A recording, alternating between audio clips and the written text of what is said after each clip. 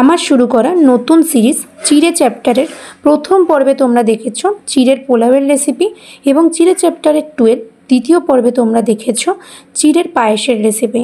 তো আজকে চিড়ে চ্যাপ্টার 3 পর্বে আমি তোমাদেরকে দেখাবো চিড়ে ভাজার রেসিপি। মানে তোমরা ট্রেনে, বাসে, দোকানে যে টেস্টি চিড়ে ভাজাগুলো খাও সেগুলো কীভাবে বাড়িতে সহজে বানাতে পারবে। তো ঝটপট দেখে নাও।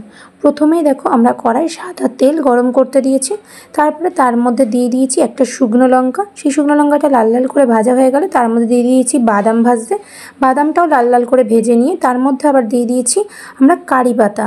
বাদাম, কারি পাতা, শুকনো লঙ্কা তিনটেই লাল লাল করে ভাজা হয়ে গেলে সেটাকে আমরা একটা পাত্রে তুলে রেখে দেবো। একটা বাটিতে খুবই অল্প পরিমাণ জল এবং খুবই সামান্য পরিমাণ নুন নিয়ে সেই জলটার মধ্যে নুনটাকে গুলিয়ে নেব। এই চিড়ে ভাজা রেসিপিটার জন্য চিড়েটা কিন্তু জল দিয়ে ধুলে হবে না, চিড়েটাকে খুব ভালোভাবে ঝেড়ে নিতে হবে যাতে চিড়েতে কোনো রকম ধুলোবালি না থাকে। তারপরে সেই শুকনো চিড়ের মধ্যেই আগে থেকে জলে গুলে রাখা নুন আমরা খুব ভালোভাবে অল্প অল্প করে দিয়ে একদম এইভাবে মাখিয়ে নেব। দেখবে জলের পরিমাণ যেন খুবই অল্প থাকে, জাস্ট নুনের টেস্টটা চিড়ের গায়ে লাগার জন্য খুবই অল্প পরিমাণেই দিতে হবে। জলের পরিমাণ বেশি হয়ে গিয়ে যদি চিড়েটা গলে যায় তাহলে কিন্তু এই রেসিপিটা করা যাবে না, তাই চিড়েটা যেন একদম এরকম ঝরঝরে থাকে। শুকনো লঙ্কা, কারি পাতা এবং চিনেবাদাম ভাজার তেলেই আমরা আগে থেকে নুন জল মাখিয়ে রাখা ঝরঝরে চিড়েটা দিয়ে একদম লাল লাল করে ভেজে নেবো 2 মিনিট সময় দিয়ে।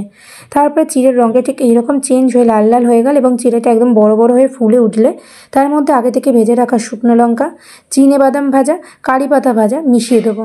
তারপর তাতে দেবো অল্প পরিমাণে ভাজা মশলা, জিরে গুঁড়ো, ধনে গুঁড়ো, তার সাথে দেবো চাট মশলা এবং বিট নুন।